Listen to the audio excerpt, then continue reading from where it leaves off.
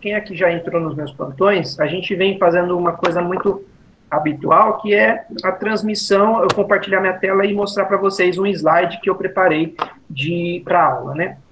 Esse encontro de hoje, eu tentei mudar, não sei se vai dar certo, mas eu vou tentar fazer na mão aqui, e aí só vou colocar meu celular aqui em cima para vocês acompanharem a minha explicação numa folha.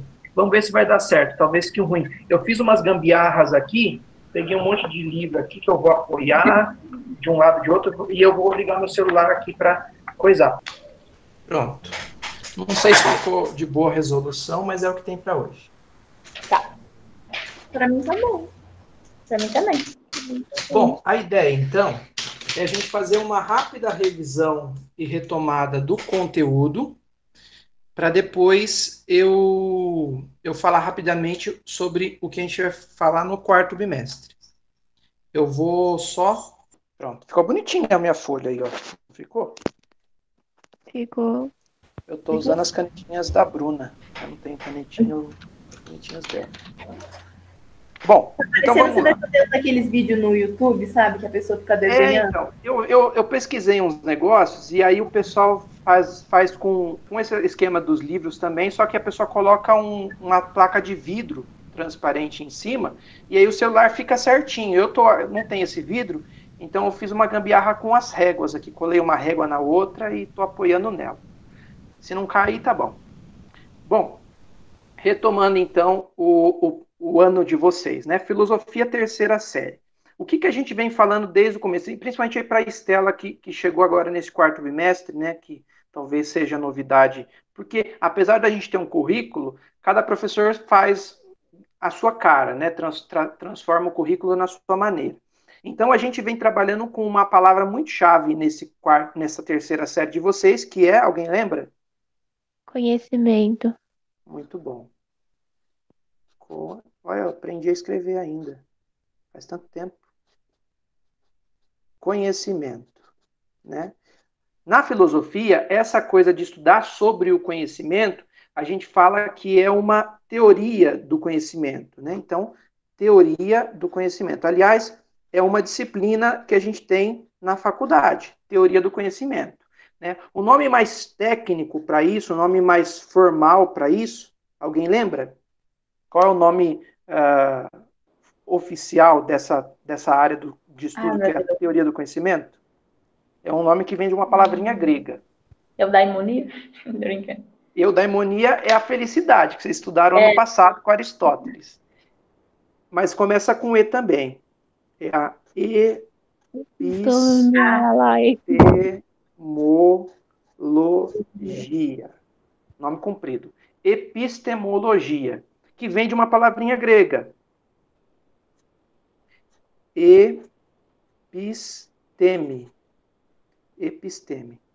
que é conhecimento, tá? Então, logia é estudo e episteme, conhecimento. Epistemologia é o estudo sobre o conhecimento, ou a teoria do conhecimento. E aí, no primeiro bimestre, como a gente estava começando, né, a ideia foi fazer uma introdução ao que é estudar o conhecimento, a esse estudo do conhecimento. Então, introduzir para vocês o estudo sobre o conhecimento. E, para isso, eu comecei dizendo que o conhecimento, ele sempre parte de uma relação entre duas partes. Quais são essas duas partes que envolvem o conhecimento? Alguém lembra? Retomando o primeiro bimestre? Professor, aí você me quebra. Difícil? Vou fazer um desenho aqui, vamos ver se vocês sabem. Vamos ver se vocês sabem o que é isso? É da ética, não é? Não é do conhecimento, eu acho. O que é isso? Para mim é só uma pessoinha. É uma pessoinha. E aí eu vou fazer um outro exemplo aqui, que é o que eu mais gosto de fazer. Você, né? Oi? Você até que desenha bem. Tá vendo? A gente enrola. Toda reunião, eu não fico fazendo outra coisa senão isso daqui, ó. O que é isso? Árvore. Observação? Então, nós temos uma árvore e temos uma pessoinha. Essas são as duas partes que envolvem o conhecimento. O conhecimento é sempre um resultado, é um produto. Na matemática a gente fala produto, né? É um produto entre duas partes. Então o conhecimento está aqui no meio, entre essas duas partes. Quais são essas partes? Essa coisinha aqui, a gente chama de sujeito. O sujeito do conhecimento. Tá? Aquele que busca conhecer. E o sujeito busca conhecer alguma coisa, né? Que coisa é essa? O objeto. O objeto a ser conhecido, né? Então, conhecimento é sempre o resultado, é o produto da relação entre sujeito e objeto. O sujeito é quem quer conhecer, o objeto é aquilo a ser conhecido. Significa que toda relação que gera o conhecimento é um homem buscando conhecer uma árvore? Não. Não, a árvore é um exemplo, né? A árvore é um objeto a ser conhecido, mas não só ela. Então, no caso, eu citei árvore, porque a árvore é um objeto concreto, né? É algo a ser conhecido fisicamente até, né? Claro, você pode pegar pedaços da árvore e levar para um laboratório para você conhecer ainda mais. Isso também se faz, né? Mas você não conhece só a árvore ou um objeto físico. Você também pode conhecer algo que não é físico. O que representa isso daqui? O amor? Um sentimento, o amor, né? Eu poderia também fazer o ódio aqui, não tem problema. Então, a questão do amor, inclusive, é uma coisa que sempre perpassa o pensamento humano, desde sempre. O homem sempre se motivou, primeiro, foi afetado por esse sentimento e tenta sempre buscar entender o que é esse sentimento. A vida de vocês na juventude é isso, basicamente. Né? Vocês se ocupam muito mais, inclusive, com os sentimentos que vocês têm para com os colegas na escola do que propriamente com o que o professor fica explicando ali na frente da sala, muitas vezes. Para vocês verem a importância que tem essa questão de um sentimento humano, né? Que não é nada físico, não é nada físico mas não é nada concreto, mas é algo que afeta a nossa vida. Então nós podemos também, como sujeitos, buscar conhecer os sentimentos, né? E conhecer o sentimento é primeiro fazer experiência do sentimento, é tentar entender o sentimento daquele outro que vive com a gente, é tentar estudar sobre os sentimentos a partir de alguma leitura sobre psicologia, psicanálise, ou sobre livros de autoajuda, não importa. É sempre uma busca por conhecer esses sentimentos, né? Eu também posso tentar conhecer, veja que esse daqui não é igual a esse, tá? É diferente. Digamos que é ela, né? É diferente, tanto é que ela vai estar com uma roupinha laranja, aquele lá está com roupinha roxa, né? Eu posso tentar conhecer o outro, né? O outro. Então, nessa relação, eu sou o sujeito e o outro é um objeto a ser conhecido. Quando a gente briga com a nossa mãe, com o nosso pai, com o nosso irmão, quando a gente se relaciona afetuosamente, ou com amor, com a outra pessoa, com o namorado, com a namorada, com o marido, com a esposa, é uma relação também de buscar conhecer o outro. Então, nessa relação, eu sou o sujeito e o outro é um objeto a ser conhecido, né? Então, essa relação também é possível. A única diferença é que, na minha relação de sujeito, conhecedor, que busca conhecer a árvore ou busca conhecer o amor, eu sou o único sujeito. E esses objetos são passíveis da minha interpretação. Agora, na minha relação com o outro ser humano, eu sou o sujeito, mas eu também, nesse mesmo momento que sou o sujeito tentando conhecer o outro, também sou o objeto, porque o outro tentando me conhecer. Fica claro isso ou não? Sim. Sim. É uma relação de mão dupla. Eu sou o sujeito que busca conhecer o outro, mas o outro, no mesmo momento, está também fazendo esse mesmo processo. Está me buscando conhecer, né? E eu também posso tentar fazer uma busca de conhecer. Eu vou fazer aqui um desenho que eu não sei se vai parecer. Digamos que isso daqui é um espelho. Ou seja, quando eu tento olhar para o espelho e me olhar, né, o espelho é uma metáfora, eu também posso tentar me conhecer, conhecer a mim mesmo. A gente dá um nome para isso.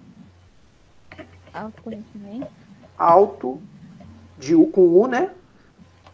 Porque não é de altura, é de próprio conhecimento. Conhecimento próprio, autoconhecimento. É também uma relação que gera conhecimento. Quando eu busco me entender, quando eu busco compreender a mim mesmo.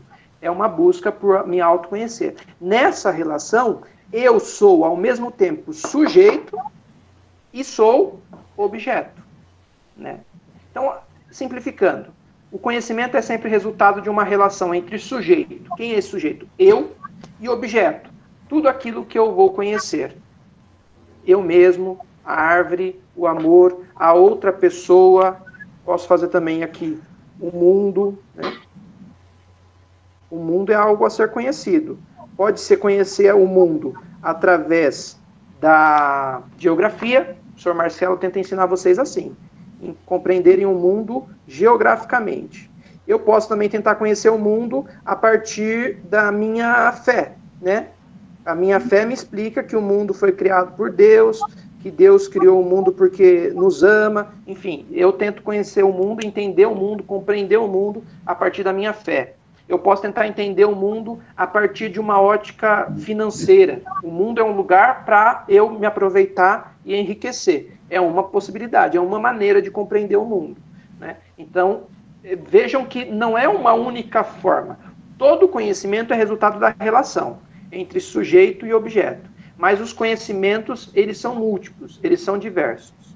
Beleza? Beleza. E aí a gente chega na segunda parte do primeiro bimestre ainda, que era as formas de conhecimento. As várias maneiras que a gente pode tentar compreender e conhecer as coisas, o mundo, as pessoas, os objetos.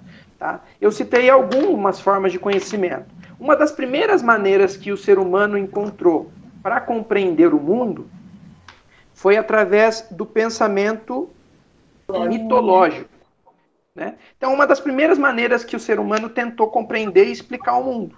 O homem via coisas, não entendia como que aquelas coisas aconteciam, então via a chuva, via uma tempestade, via um mar com ondas muito altas, né? Via um trovão, via um trovão que caía numa árvore seca e pegava fogo, e ele não sabia o que eram essas coisas. Então ele vai tentar criar uma narrativa diferente que fosse capaz de explicar aquilo que ele não conseguia entender direito, né? São os mitos. E toda civilização primeira é carregada de mitos. A gente sempre fala na filosofia dos mitos gregos, né? Todo mundo ouve falar. Mas todas as civilizações primeiras têm mitos, né? Você pega os gregos, você pega os egípcios, você pega os povos do norte da Europa, os nórdicos, né? Thor, por exemplo, Odin, são deuses da mitologia nórdica. Você pega os povos indígenas do Brasil, né? Quem já ouviu falar do Boitatá? Alguém aqui já ouviu falar da história do Boitatá? Sim. Como é? Sim. Sim. A Caipora também. São todas personagens de uma mitologia própria nossa, dos povos indígenas brasileiros, né? Então, todos os povos, os incas, os maias, os astecas, todos esses povos primeiros, eles carregavam consigo mitologias. Por quê? Porque o homem sempre precisou explicar as coisas. É uma característica nossa, de seres humanos. Somos seres curiosos e precisamos tentar compreender as coisas. Se a gente não consegue compreender de uma maneira racional, a gente tenta explicar de uma maneira fantasiosa. E o mito é uma maneira de explicar isso de maneira fantasiosa. Uma outra maneira da gente tentar compreender e conhecer é através da filosofia, né? A filosofia, ela tem uma reflexão, digamos assim, subjetiva, mística também, pode ser. A gente pode pensar na filosofia sobre alma, sobre Deus, sobre espírito, mas a filosofia, diferente da mitologia, ela sempre vai ter consigo um pé fixo na razão humana, na racionalidade. Tá? Aliás, é essa a diferença. A filosofia, ela nasce na Grécia Antiga como uma oposição ao pensamento mitológico, né? Eu sempre dou o exemplo da criança com 7, 8 anos. A criança com 7, 8 anos que pergunta para o papai, como eu nasci? E aí o papai fala, papai colocou uma sementinha na barriga da mamãe. A criança diz, ok, vira as costas e volta a brincar. Serviu para ela aquela fala do papai dizendo, papai colocou uma sementinha na barriga da mamãe, né? Então para ela serviu, com 7, 8 anos. Ela cresce, vai para a escola, começa a ter aula de ciências, o professor começa a falar algumas coisas, né? Ela começa a ter os amiguinhos, eles começam a conversar sobre algumas coisas, e ela começa a perceber que aquela explicação do papai, quando ela tinha 7, 8 anos, de que o papai colocou uma sementinha na barriga da mamãe, é verdade, tá certo. Mas não da maneira como ela estava pensando, né? E ela começa a buscar uma nova maneira de entender, uma nova explicação. E ela vai encontrar. Ela vai ter a compreensão de que os seres humanos, quando adultos, fazem sexo por uma questão de prazer e também por uma questão de interesse. Às vezes, o interesse em gerar um filho, né? Então, ela passa a compreender, depois de uma certa idade, algumas outras coisas que antes ela não entendia. É mais ou menos como eu explico para a primeira série o surgimento da filosofia. Num primeiro momento, as pessoas serviam para elas, na Grécia Antiga e nos povos primeiros, a explicação mitológica. A questão dos deuses, a questão das fantasias, a questão dos seres místicos. Depois de um tempo, elas passam a duvidar disso, e elas querem explicações mais fundamentadas, mais palpáveis. E aí é como começa a filosofia. A filosofia ela nasce como uma curiosidade e como um descontentamento em relação às explicações mitológicas. Tá? Ok. Bom, além disso, nós temos a ciência, que é uma coisa que a gente falou bastante no bimestre passado, é uma maneira de compreender o mundo. A gente tem também a religião, que tem um pezinho na mitologia, mas tem também as suas teorias, suas explicações mais fundamentadas. Então, a religião é também uma maneira de se compreender o mundo, né? Aliás, a gente usa muito isso. Nós, querendo ou não, sendo ou não religiosos, a religião faz parte da nossa maneira de pensar e de compreender o mundo. Alguém morre, a gente já falando da morte, né, porque ontem foi o Dia dos Mortos, quando alguém morre, você está lá no velório e não sabe dizer para a pessoa alguma coisa que conforte ela, a pessoa que sofreu, o parente que está sofrendo com a morte, aí você fala assim, foi o melhor, né? Essa pessoa foi para um lugar melhor, Deus quis assim, né? Ou seja, mesmo às vezes que a gente não acredite nisso, mas essa fala, ela traz consigo uma maneira de compreender e de explicar o mundo. As coisas acontecem, ou a morte acontece, não aleatoriamente, do nada, ou sem sentido. Ela acontece porque tem um propósito maior, um ser divino que organiza todas as coisas e que permite com que isso aconteça. É uma maneira de entender o mundo, de compreender as coisas, de buscar um conhecimento. Tá? E nós também podemos falar do senso comum, né? Como o próprio nome diz, é a maneira mais comum da gente tentar explicar as coisas. Todo mundo carregado do senso comum, né? Todo mundo faz parte, está envolvido no senso comum. O senso comum é a superficialidade do conhecimento.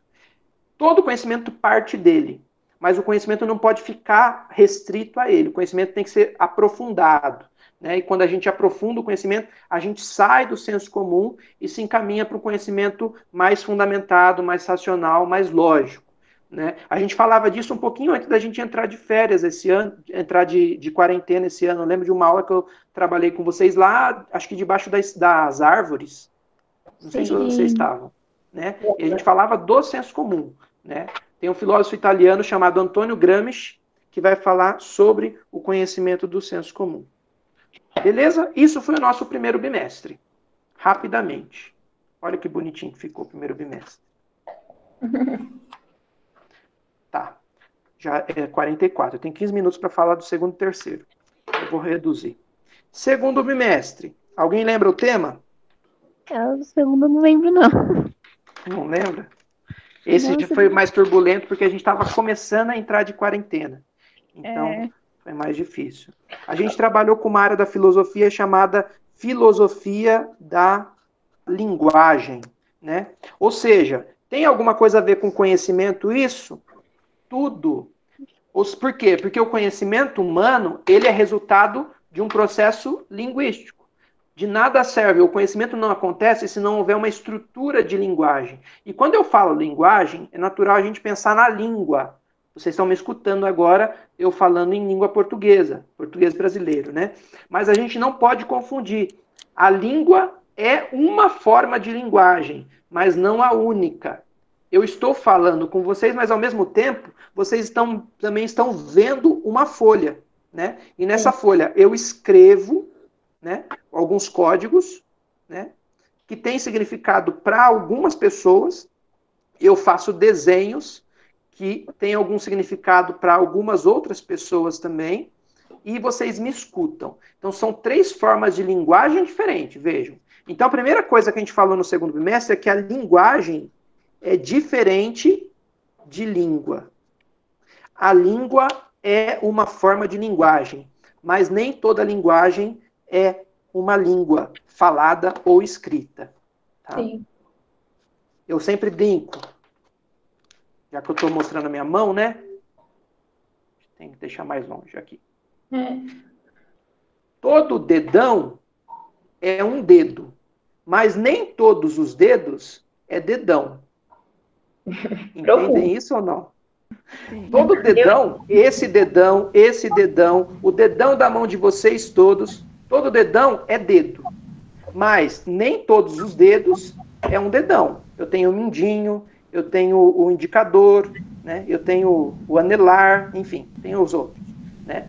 Assim também, toda língua, o português, o espanhol, o francês, o italiano, o alemão, o latim, toda língua é uma forma de linguagem. Mas nem todas as linguagens é uma língua. Por exemplo, uma linguagem que não é língua. Linguagem de sinal. Os sinais. Os símbolos. Símbolo. Eu conheci essa expressão do jeito de todo Danone é iogurte, mas nem todo iogurte é Danone. Aí já é mais profundo do que o dedão. Os gestos corporais. O corpo fala muito, vocês já perceberam? Sim. Pega, por exemplo, uma coisa boba. Alguém que cortou, tirou as sobrancelhas. É muito cabuloso o rosto de alguém que não tem sobrancelha. Por quê? Porque as expressões faciais dela ficam todas bagunçadas. Nós que olhamos, não conseguimos interpretar direito os gestos, as expressões faciais de uma pessoa sem a sobrancelha. Tem aquele canal, o Metaforando, que ele fala das expressões faciais, alguma coisa assim. E eu lembro de um vídeo que eu vi do Átila, aquele cientista, falando da importância no desenvolvimento do ser humano, né, da espécie humana, da sobrancelha. Porque numa situação de perigo na selva, por exemplo, uma expressão facial de um homem, de um homo sapiens, né, um hominídeo na época, era determinante para o outro entender o que estava acontecendo sem precisar escutar. E numa selva, você não pode fazer muito barulho se você está com um leão correndo atrás de você, se você está com um tigre correndo atrás de você. Então, a expressão facial é muito importante numa situação de sobrevivência do homem numa situação selvagem. Né? Então, os gestos corporais falam muito. Por isso que, às vezes, tem alguns conflitos na sala de aula. Agora vocês estão longe disso, porque a gente não está muito na sala de aula, mas é normal isso. Por quê? Porque, às vezes, o aluno fala que não está desrespeitando, mas o corpo está fazendo o contrário, né? Não, dá aula aí, eu estou prestando atenção. E o moleque está com o pé em cima da carteira. Né? Ele está dizendo na voz dele que ele está prestando atenção. Mas o corpo não diz a mesma coisa. Né? E o corpo diz. Né? Os gestos dizem. E os símbolos também. Então, uma coisa que a gente focou no segundo bimestre é que o homem, e quando eu falo o homem é o ser humano, tá? Não é o homem masculino. O homem é um ser simbólico. Na verdade, é o ser simbólico, na definição do filósofo Ernest Cassirer, que é um filósofo que a gente falou um pouquinho, eu falei rapidamente sobre ele. O homem é o ser simbólico. Não há outro animal, a não ser o homem, que é também um animal, que seja simbólico. Né? Então, eu sempre dou o exemplo. Isso aqui era para parecer uma aliança, tá? De ouro. Então, nós temos a aliança. Certinho. Como é? Parece certinho. Nós temos o que mais? Deixa eu ver. Nós temos aqui, ó. Eu ia falar o coração pro amor. Ah, também, verdade. Vou fazer o coração de novo. Então, veja. O coração não é o sentimento de amor propriamente de alguém. O coração não é o próprio carinho de alguém por outra pessoa. mas o coração simboliza o carinho de alguém, simboliza um sentimento de amor, né? A aliança não é o casamento de alguém, mas a aliança representa o casamento. Então, alguém que está com uma aliança no dedo dá a entender para quem de fora vê que é uma pessoa casada, né? É um símbolo. Na aula, eu sempre dou o exemplo do cachorrinho que é levado para o pet shop, né? E aí o dono leva o cachorro para o pet shop, o cachorrinho toma banho, tosa, volta cheirosinho. E se é feminha, volta com um lacinho na cabeça. Se é machinho, volta com uma gravatinha no peito, né? Para quem isso? Para o dono, que é um ser humano e, portanto, é um ser simbólico.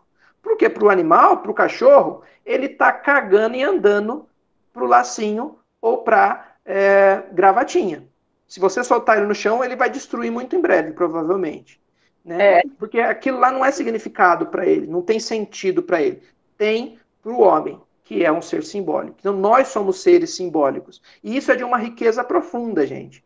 Todas as coisas na nossa vida, elas são carregadas de símbolos. Se a gente anda no centro da cidade, o que a gente mais vê são símbolos. Placas, né, indicadores na rua, na calçada. Você anda aqui na Glicério, no centro, você vai ter indicadores simbólicos para pessoas que têm deficiência visual. Né? Você vai ter símbolos nas fachadas das lojas. Né? Basta olhar para a fachada de uma loja, você já sabe sobre mais ou menos o que ela vende. Né? Roupa, ou se é uma loja chinesa, ou se é uma loja de comida, enfim, os símbolos nos mostram muito sobre isso. Não precisa estar escrito, tá? Pode estar só um sinal, você já vai saber. Né? As marcas não precisam estar escritas, as marcas elas têm os signos, os sinais, os símbolos específicos para a gente saber sobre quais são essas marcas. Né? Então, isso também é uma coisa importante. E, por fim, no segundo bimestre, eu falei de um filósofo austríaco para vocês, chamado... Alguém lembra? Um nome difícil? Ludwig Wittgenstein. Olha que nome bonito. Lindo. O Wittgenstein, ele é um filósofo que viveu no período do entre guerras, Primeira e Segunda Guerra Mundial. Ele, inclusive, participou da guerra, lutou na guerra. Ele era austríaco. Tá? Mas de família judaica. Depois, na Segunda Guerra, ele teve que fugir por causa disso. E o Wittgenstein é um filósofo da linguagem. E ele vai dizer que os limites da minha linguagem o limite do meu mundo. O que quer dizer com isso? Os limites da minha linguagem é o limite do meu mundo. Porque a gente só consegue decifrar os símbolos que a gente entende, que a gente já teve um pré-conhecimento, fez parte do E nosso não mundo. só decifrar, a gente também dá significado, dá sentido para aquilo que é próprio da nossa linguagem. Tanto é que se você vai para um país estrangeiro que não fala a sua língua, a sensação maior é de perdição, você está perdido. Você não sabe resolver nada. Por quê? Porque a linguagem, ou a linguagem padrão, principalmente, daquele lugar, não é a mesma linguagem que a sua. E, da mesma forma, quanto maior, quanto mais ampla a sua linguagem, quando eu falo linguagem, não pensem só em aprender várias línguas, tá? Pensem nas linguagens como um todo. Então, você pensa nos sinais, você pensa nos símbolos, você pensa nos gestos corporais, você pensa nas maneiras de lidar com as diferentes pessoas que lidam com linguagens diferentes. Quanto maior você amplia essa possibilidade de linguagem, o seu mundo também fica maior, o seu mundo ganha novas dimensões. Né? Por isso que um livro é como se fosse uma viagem, porque é uma linguagem própria do autor que permite ao leitor ampliar a sua visão de mundo. Né? Quando você lê algum livro de uma coisa que você gosta muito, parece que você está ali dentro. Né? E parece que você quer viver aquilo. Né? E aí você começa a buscar coisas que te remetam àquilo, você coloca uma música que te lembre aquilo, você quer pegar algum quadro que te lembre aquilo e deixar no seu quarto. Por quê? Porque o seu mundo foi ampliado para aquela outra realidade que só o livro tem muitas vezes, que nenhum outro lugar do mundo te oferece, mas o livro te oferece. Né? Ou então, quando você lida com pessoas de culturas diferentes, né? Quando você lida com pessoas que vêm do Nordeste, quando você aprende a conversar com pessoas que têm formação superior, que fala muito rebuscadamente, e com pessoas mais simples, que falam de uma maneira muito própria. Quando você aprende a lidar e a falar e a utilizar a linguagem como um recurso para você conversar e conhecer esses vários tipos de pessoas, o seu mundo também se amplia, né? Então, voltamos àquela questão do conhecimento. A linguagem é uma maneira, que é um instrumento para a gente compreender e conhecer o mundo, né? A linguagem, que é própria nossa, dos seres humanos, é uma maneira da gente compreender e ampliar o nosso mundo. Tá? Quem disse isso foi o Wittgenstein. E esse foi o nosso segundo bimestre. Tá? Uhum. E esse também foi o nosso plantão, porque agora vocês vão ter plantão de química, né? Ficou faltando, eu acho triste, porque eu precisava muito falar com vocês. A gente teria que falar do terceiro, deixa eu voltar a tela aqui, que daí acho que foi melhor agora. Então, não vai dar para fazer o terceiro bimestre. Aí, agora sim. Estão me vendo? Estão me escutando? Sim. Sim. Olha a cego, as gambiarras da cego aqui. Eu queria muito conseguir falar com vocês do terceiro e agora do quarto bimestre, mas não vai dar tempo porque vocês têm plantão de química. A única coisa, rapidamente, terceiro bimestre, a gente focou numa forma de conhecimento que é a ciência, por isso das atividades que eu passei sobre negacionismo científico, a gente falou um pouquinho sobre a revolução científica do século XVII, Galileu Galilei, Nicolau Copérnico, tudo isso influenciou o conhecimento científico, e eu quis trabalhar com você, coisa que ficou meio em defasagem, mas é muito importante, cai super em vestibular, que são as duas correntes filosóficas sobre o conhecimento naquele período. O empirismo, de um lado, e o racionalismo, do outro.